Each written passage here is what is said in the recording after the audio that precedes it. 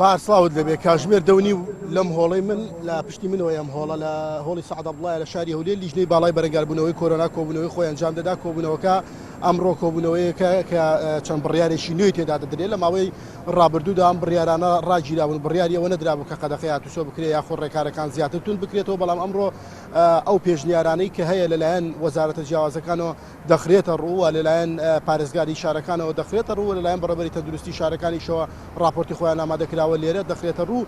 هەندێک پێشنیار هەیە کە پێش ئەوەی لە کۆبوونەوەکەدا بڕیاری لەسەر بدرێ گفتوگۆی لەسەر کراوە، پێشنیار دەخرێتە سەر مێزی گفتوگۆکەوە گفتوگۆی لەسەر دەکەن. یەکێک لەوانە کە قەدەغەی هاتوچۆیە لە نێوان پارێزگاکانی یاریمی کوردستاندا بکرێ بۆ ئەوەی دۆخەکە بتوان کۆنتڕۆڵ بکەن لەبەرەوەی وەزارەتی تەندروستی ئەو هۆشداری داوە بە حکوومەتی یاریمی کوردستان کە ئامارەکان و ڕێژەی توشون بە ڤایرۆسی کۆرۆنا لە بەرزبوونەوەدایە بەپێی ئەو داتانەی کە وەزارەتی تەندروستی بڵاوی دەکاتەوە لە هەر 1000 کەسە لە یاریمی کوردستان 100 کەس ئێستا توشبووی ڤایرۆسی کۆرۆنایە کە بەشی زۆریشان ڤایرۆسی کۆرۆنیۆکەیە.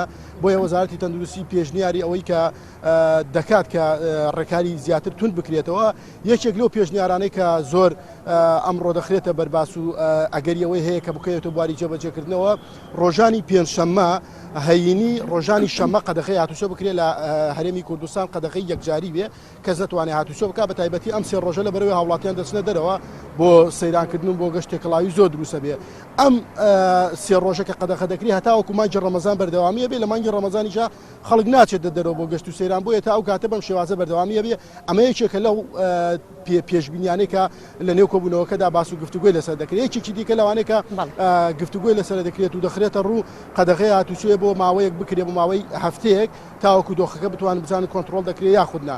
ئەگەریشنا هەوڵ بدرێت بە تەواوەتی داوامی فەرمانبەران لە هەرێمی کوردستاندا کەم بکرێتەوە بۆ ئەوەی کەم بەرکەوتە هەبێت لە هەرێمی کوردستاندا و خەڵک بەرکەوتەی کەم بێتەوە و لەگەڵ ئەوەشدا بازاڕە میلی و شوێنە گشتیەکان ئەوانەی کە بەڕووی هاوڵاتیان نەکراونەوە قەرەباڵغ دەبن مۆڵەکان ئەمانش بە شێوازێکی کەم بکرێنەوە. ئەگەر دەکرێنەوە پێویستە ڕێکارەکان بە تەواوەتی جێبەجێ بکەن بە بەکارهێنانی ماسک و دوورکەوتنەوە هەبێت لە نێوانیاندا و ئەو کەسانێکی کە لەو شوێنانەدا کار دەکەن ماسک بەکار بێنن و بەرکەوتەی کەمتر هەبێ. ئەمە لەلایەکی دیکەەوە وەزارەتی تەندروستی ئەوە دەخاتە ڕووکە چاوەڕوانی ئەوەن کە ژمارەیەکی دیکەی ڤاکسین بکاتە هەرێمی کوردستان و قۆناغەکان گروپەکان بچێتە گروپی ئەو کەسانەی کە نەخۆشن و بچێتە گروپی هاوڵاتی ئاساییەوە. بەڵام ئەمە لە چاوەڕوانیەوەدا دەبێت کە لەلایەن حکوومەتی عراقی و ڤاکسینەی دەکاتە عراق و بکاتە هەرێمی کوردستان.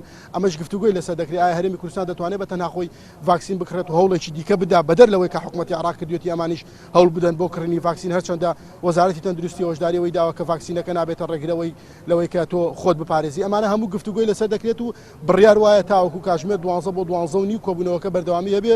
دواتر لەلایەن یەکێک لە ئەوانەی کە بەشدارە لە کۆبوونەوەکە بە تایبەتی وتەبێژی حکوومەتی هەرێمی کوردستان کۆنفرانسی هەواڵی ببەسترێ و ناوەڕۆشی بڕیارەکان و دوایین بڕیار کە لەبارەی قەدەغەی هاتوچۆ و ئەو ڕێکارانەی کە دەگیرێتە بەر لە هەرێمی کوردستان لەلایەن وتەبێژی حکوومەتەوە بخرێتە ڕوو.